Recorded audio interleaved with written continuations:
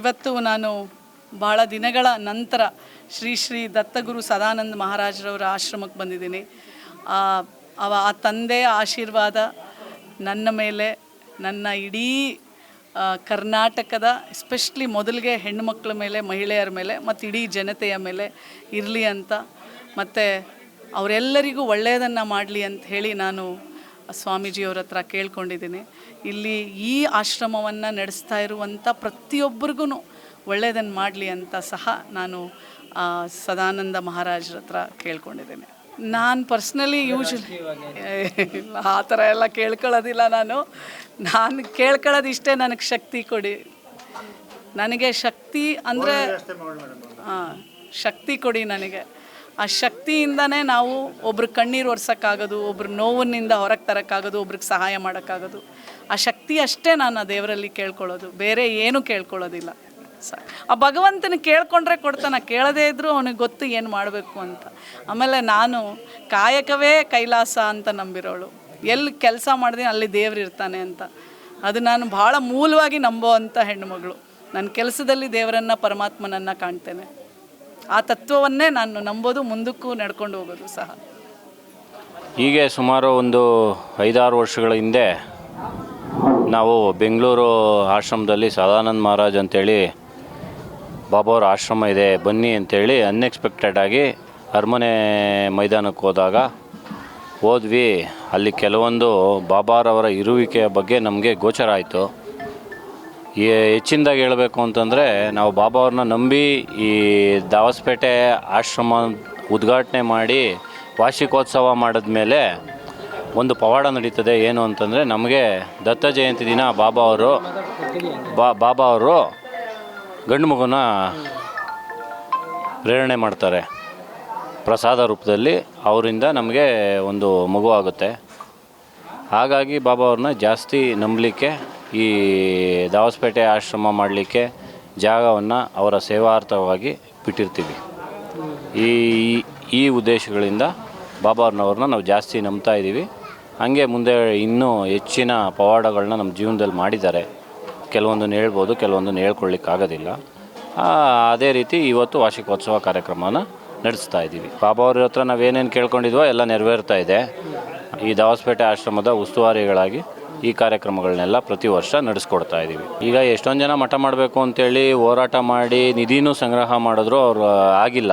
ಬಾಬಾರವರ ಪ್ರೇರಣೆ, ಬಾಬಾರವರು ಏನೋ ಒಂದು ಶಕ್ತಿ ಕೊಟ್ಟು ಮಾಡಿಸಿದ್ದಾರೆ ಅಷ್ಟೇ. ನಮ್ಮದೇನಿಲ್ಲ, ಎಲ್ಲ ಬಾಬಾವರ ಶಕ್ತಿ, ಬಾಬಾವರ ಪ್ರೇರಣೆಯಿಂದನೇ ಇಲ್ಲಿ ಮಠ ಆಗಿರೋದು. ಇದು ನಮ್ಮ ಬಾಬಾರವರು ಯಾವುದೇ ಸನ್ಯಾಸತ್ವ ತಗೊಬೇಕು, ವೈರಾಗ್ಯ ತಗೊಬೇಕು ಅಂತೇಳಿ ಎಲ್ಲೂ ಹೇಳಿಲ್ಲ. ಸಂಸಾರಸ್ಥರೇ ಬಾಬಾರವರ ಪೂಜೆ ಮಾಡ್ತಾ ಇರೋದ್ರಿಂದ ನಮಗೇನು ವಯಸ್ಸಿನ ಪ್ರಶ್ನೆ ಇಲ್ಲಿ ಉದ್ಭವ ಆಗೋದಿಲ್ಲ. ನಂಬಿಕೆ, ಬಾಬಾರವರ ಒಂದು ಮಾತಿದೆ, ಹಿಡಿದವನು ನಕ್ಕವನು, ಬಿಟ್ಟವನು ಹೊತ್ತವನು. ಬಾಬಾರವ್ರನ್ನ ಯಾರು ಮನಸ್ಫೂರ್ತಿಯಾಗಿ ನಂಬಿ ಪೂಜೆ ಮಾಡಿ ಅವ್ರ ಪಾದ ಸೇವೆ ಮಾಡ್ತಾರೋ ಖಂಡಿತವಾಗ್ಲೂ ಅವ್ರಿಗೆ ಒಳ್ಳೆಯದೇ ಆಗುತ್ತೆ. ಆಮೇಲೆ ನಮ್ಮ ಬಾಬಾರವರ ಹಾಡುಗಳಲ್ಲೇ ಇದೆ, ಬಾಬಾರವರು ಯಾವತ್ತೂ ಆಶೀರ್ವಾದ ಮಾಡ್ತಾರೆ ವಿನ ಶಾಪ ಆಗಲಿ ಕೊಡೋದಿಲ್ಲ, ವರ ಅಷ್ಟೇ ಕೊಡೋದು ಬಾಬಾರವರು. ಈ ಹಿಂದೆ ಕೇಳಿದ್ರಂತೆ ಕೆಲವೊಬ್ಬರು, ಬಾಬಾ ನೀನು ಸೇವೆ ಮಾಡ್ತಾಯಿಲ್ಲ, ಅವ್ರಿಗೆ ಯಾಕೆ ನೀನು ಶಾಪ ಕೊಡ್ತಾಯಿಲ್ಲ ಅಂತ. ಸದಾನಂದ ಮಹಾರಾಜ ಯಾವತ್ತೂ ಕೊಡೋದಕ್ಕಷ್ಟೇ, ಶಾಪ ತಗಲಿಕ್ಕೆ ನಾವು ಇಲ್ಲ, ಬರೀ ಏನಿದ್ರು ನನ್ನ ವರ ಅಷ್ಟೇ ಕೊಡೋದು ಅಂತ ಹೇಳಿದ್ದಾರೆ ಬಾಬಾರವರು. ಅದನ್ನೆಲ್ಲ ನಾವು ಈ ಬಾಬಾವ್ರ ಭಕ್ತರಿಂದ ಕೇಳಿದ್ದೀವಿ. ಅದರಿಂದ ಸ್ಫೂರ್ತಿ ಬಂದು ಆಶ್ರಮನ ನಡೆಸ್ಕೊಂಡು ಹೋಗ್ತಾಯಿದ್ದೀವಿ. ಬಾಬಾವ್ರನ್ನ ನಂಬಿರತಕ್ಕಂಥ ಭಕ್ತರು ಯಾರಾದರೂ ಬರ್ಬೋದು. ಆಶ್ರಮಕ್ಕೆ ಬರಲಿಕ್ಕೆ ಅಂಥವ್ರು ಇಂಥವ್ರು ಜಾತಿ ಮತ ಮೇಲು ಕೀಳು ಅದು ಯಾವುದೂ ಇಲ್ಲ. ನಮ್ಮ ಬಾಬಾರ ಆಶ್ರಮದಲ್ಲಿ ಮುಸ್ಲಿಮು, ಕ್ರಿಶ್ಚಿಯನ್ನು ಎಲ್ಲ ಜಾತಿ ವರ್ಗದವರು, ಎಲ್ಲ ಧರ್ಮದವರು ಬರ್ತಾರೆ. ನಾನು ರಾಮಕೃಷ್ಣ ಅಂತೇಳಿ ತುಮಕೂರು. ಸದ್ಗುರು ಸದಾನಂದ ಬಾಬಾ ಅವರು ನೀರಿನಿಂದ ತುಪ್ಪ ಮಾಡಿದ್ದಾರೆ, ನೀರಿನಿಂದ ಪೆಟ್ರೋಲ್ ಮ್ಯಾಕ್ಸ್ ತೆಗೆದಿದ್ದಾರೆ, ನೀರಿನಿಂದ ಹಾಲು ಮಾಡಿದ್ದಾರೆ, ನೀರಿನಿಂದ ಎಲ್ಲ ಪೆಟ್ರೋಲ್ ಮ್ಯಾಕ್ಸ್ ಹಚ್ಚಿದ್ದಾರೆ. ಬೇಕಾದಷ್ಟು ಪವಾಡಗಳನ್ನು ಮಾಡಿ ಲೀಲೆಗಳನ್ನು ತೋರಿಸಿದ್ದಾರೆ. ಲೀಲೆಗಳನ್ನು ಮಾಡಿ ಮತ್ತು ಯಾವ್ಯಾವ ಜಾತಿ ಜನಾಂಗ ಬರ್ತಾರೋ ಅವ್ರು ಹಿಂದೂ ಆಗಿರ್ಬೋದು, ಕ್ರಿಶ್ಚಿಯನ್ ಆಗಿರ್ಬೋದು, ಮುಸ್ಲಿಮ್ ಆಗಿರ್ಬೋದು, ಆಯಾ ರೂಪದಲ್ಲಿ ಆಯಾ ದೇವರ ರೂಪದಲ್ಲಿ ತೋರಿಸಿ, ಈಗ ಶಿರ್ಡಿ ಸಾಯಿಬಾಬಾಗೆ ಹೋಗ್ತಿದ್ದೀವಿ ಅಂತ ಅಂದರೆ ಭಕ್ತರು, ಅಲ್ಲಿಗೆ ಹಾಕಿ ಹೋಗ್ತೀವೋ ಮಾತಾಡ್ತಾನೆ ನಾವು ಶಿರ್ಡಿ ಸಾಯಿಬಾಬಾ ನಾನೇ ಕಣು ಬರೋ ಅಂದ್ಬಿಟ್ಟು ಶಿರ್ಡಿ ಸಾಯಿಬಾಬಾ ಇದೆಲ್ಲ ತೋರಿಸಿದ್ದಾರೆ. ಮತ್ತು ತಿರುಪತಿಗೆ ಹೋದಾಗ ಬಾಲಾಜಿ ಅವನೇ ಮಾಡ್ತಾನೋ ಎರಡನಾಮ ಇಟ್ಕೊಂಡಿರೋ ಅಂತಾನೆ, ಬರ ಇಲ್ಲಿ ನಾನೇ ತೋರಿಸ್ತೀನಿ ಅಂದ್ಬಿಟ್ಟು ಎರಡನಾಮ ಕೊಟ್ಟಿದ್ದಾರೆ. ಮತ್ತು ನಮ್ಮ ಇದರಲ್ಲಿ ನಮ್ಮ ಚಾಮುಂಡೇಶ್ವರಿ ಹೋದಾಗ ಸೌದತ್ತಿ ಎಲ್ಲಮ್ಮ ಹತ್ರ ಹೋದಾಗೆಲ್ಲ ಎಲ್ಲಮ್ಮ ನಮ್ಮ ಯಜಮಾನರಕ್ಕಿಂತ ದೊಡ್ಡವರು ಬರ್ತಾಯಿದ್ದಾರೆ, ಈ ಉಂಗುರ ಕೊಡು ಅಂತೇಳಿ ಅವರು ಇವ್ರಿಗೆ ಪೂಜಾರಪ್ಪನಿಗೆ ಹಿಂಗೆ ಕೆಳಗಡೆ ಹಾಕಿದ್ದಾರೆ, ಸೌದತ್ತಿ ಎಲ್ಲಮ್ಮನ ಬೆರಳಲ್ಲಿ ಇದ್ದಿದ್ದು. ಅದು ಅವ್ರ ಟ್ರಸ್ಟ್ನವರೆಲ್ಲ ಸೇರಿಕೊಂಡು ನೆಕ್ಸ್ಟ್ ಡೇ ಅವ್ರನ್ನ ಬಾಬಾ ಬಂದಿದ ತಕ್ಷಣ ಅವರು ಉಂಗುರ ಎಲ್ಲ ಬಂಗಾರದ ಉಂಗುರನ ಬಾಬನಿಗೆ ಹಾಕಿದ್ದಾರೆ. ಇವೆಲ್ಲ ಕೆಲವು ಸಾಕ್ಷಾತ್ ನಿದರ್ಶನಗಳು ನಮ್ಮಲ್ಲಿದ್ದಾವೆ, ದಾಖಲೆಗಳಿದ್ದಾವೆ. ಆಮೇಲೆ ಎಷ್ಟೋ ರಾಜಕಾರಣಿಗಳು, ಭಾಳಷ್ಟು ರಾಜಕಾರಣಿಗಳು ಇವರು ಎಲ್ಲಿದ್ದಾರೋ ಅಲ್ಲೆಲ್ಲ ಹೋಗಿ ಆಶೀರ್ವಾದ ತಗೊಂಡಿದ್ದಾರೆ, ಬಾಬನ ಲೀಲೆನ ನೋಡಿದ್ದಾರೆ. ಇವತ್ತು ಬಿ ಡಿ ಜತ್ತಿ ಉಪರಾಷ್ಟ್ರಪತಿ ಆಗಬೇಕು ಅಂತಂದರೆ ಅವರು ಅಲ್ಲಿ ಎಲ್ಲಿದ್ರು ನಮ್ಮ ಬಿಜಾಪುರದಲ್ಲಿದ್ದಾಗ ಅವರು ಸಹ ಬರೀ MLA ಆಗಿದ್ರು ಅಷ್ಟೇ. ನಾನು ಆಗೋದಿಲ್ಲ ಸ್ವಾಮಿ ನಂದು, ನೀನು ಮಾಡ್ತೀನಿ ಹೋಗಿ, ನೀನು ಆಗಲಿಲ್ಲ ಅಂತಂದರೆ ನಾನು ನಾಲ್ಗೆ ಕಟ್ ಮಾಡ್ಕೊತೀನಿ ಅಂತ ಅಂದ್ಬಿಟ್ಟು ಬಿ ಡಿ ಜತ್ತಿನ ಉಪರಾಷ್ಟ್ರಪತಿ ಮಾಡಿದ್ದಾರೆ. ಪಾದಾರವಿಂದಗಳಲ್ಲಿ ಮಣಿದು ಸದ್ಭಕ್ತರಲ್ಲಿ ಮುಖ್ಯವಾದ ವಿಚಾರಗಳನ್ನು, ಎಷ್ಟು ಬ್ರಹ್ಮಾಂಡವಾದ ವಿಚಾರ ಇದೆ ಅಂದರೆ ಎಷ್ಟು ಮಾತಾಡೋದು ಸಾಲದು, ಎಷ್ಟು ಹೇಳಿದ್ರು ಸಾಲದು, ಎಷ್ಟೇ ಹೊಗಳಿದ್ರೂ ಕೂಡ ಎಷ್ಟೇ ಮಾತಾಡಿದ್ರು ತೃಣ ಸಮಾನ. ಯಾಕಂದರೆ ಬಣ್ಣಿಸಲು ಅಸದಳವಾದಂಥ ವಿಚಾರಗಳು ಅನೇಕ ಸಮುದ್ರೋಪಾಯದಲ್ಲಿ ಅಡಗಿದೆ. ಸದ್ಗುರುವಿನ ಒಂದು ಮಹತ್ವ, ಮಹಿಮೆ ಅದು ವರ್ಣಿಸಲಾಗ್ತಾ ಇಲ್ಲ. ಇಂಥ ಗುರುವಿನ ಹತ್ರ ನಾವು ಬಂದಿರೋದು, ಈ ಒಂದು ಸನ್ನಿಧಾನ ನಮಗೆ ಸಿಕ್ಕಿರೋದು ನಮ್ಮ ಎಷ್ಟು ಜನ್ಮಾಂತರದ ಪುಣ್ಯವೋ ಅದು ಬಣ್ಣಿಸೋಕ್ಕೂ ಆಗೋದಿಲ್ಲ.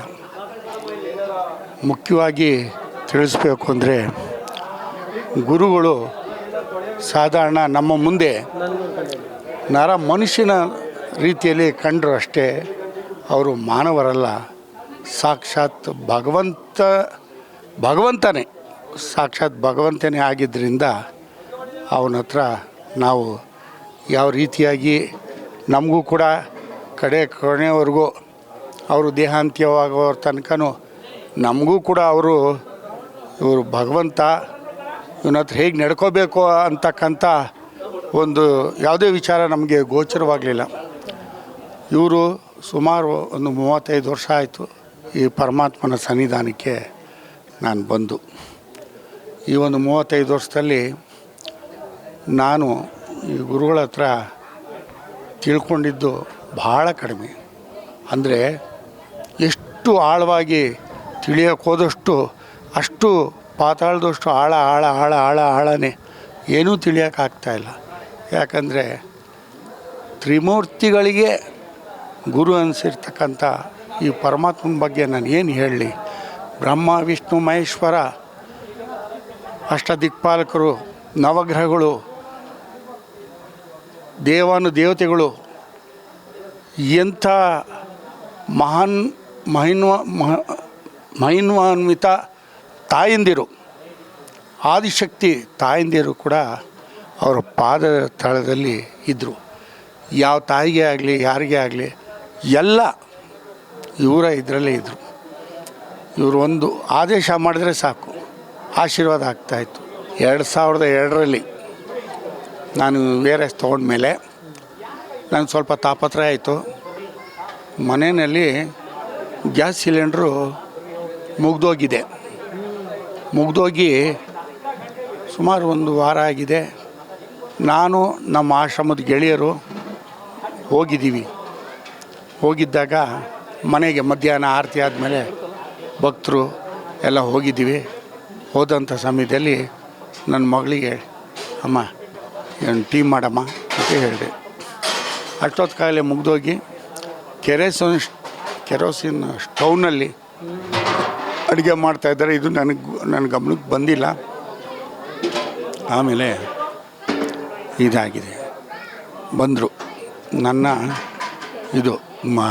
ನಮ್ಮ ಮಗಳು ಗ್ಯಾಸ್ ಹಚ್ಚಿಬಿಟ್ಟು, ಯಾಕಂದರೆ ಸೀಮೆಣ್ಣೆನೂ ಮುಗಿತಾ ಬಂದಿದೆ, ಹೇಗೆ ಮಾಡೋದು ಅಂತ, ಬಾಬಾ ಅಪ್ಪನ ಸ್ನೇಹಿತರು ಬಂದಿದ್ದಾರೆ, ಈಗ ಒಂದು ಟೀಮ್ ಮಾಡಬೇಕು, ಭಾಳ ಇದಾಗುತ್ತೆ. ಒಂದು ಟೀ ಮಾಡಬೇಕು, ಗ್ಯಾಸ್ ಹಚ್ತೀನಿ ಉರಿಲಿ ಅಂಥೇಳಿ ಗ್ಯಾಸ್ ಹಚ್ಚಿದ್ಲು. ಗ್ಯಾಸ್ ಹಚ್ಚಿದ ಮೇಲೆ ಟೀ ಆಯಿತು. ಟೀ ಆದಮೇಲೆ ಎಲ್ಲರೂ ಕೊಟ್ಟರು, ಟೀ ಕೂಡ ಆಯಿತು. ಮತ್ತು ಸಾಯಂಕಾಲ ಅಡುಗೆ ಮಾಡೋಕ್ಕೆ ಸ್ಟವ್ ಹಚ್ಚಿದ್ರು, ಅಡುಗೆನೇ ಆಯಿತು. ಇದು ಪ್ರತಿನಿತ್ಯ ದಿನ ನಡೀತಾ ಇತ್ತು. 4-5 ದಿವಸ ಆದಮೇಲೆ ನಮ್ಮ ಶ್ರೀಮತಿಯವರು ರಾತ್ರಿ ಕೇಳಿದ್ರು, ನಮ್ಮ ಮನೆಯಲ್ಲಿ ಒಂದು ವಿಚಿತ್ರ ನಡೀತಾ ಇದೆ ಗೊತ್ತಾ? ಏನಮ್ಮ?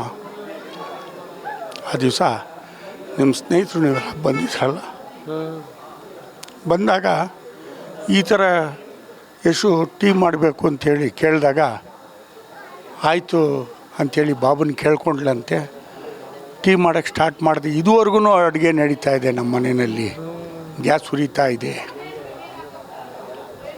ತಕ್ಷಣ ಕಣ್ಣಲ್ಲಿ ನೀರು ಬಂತು.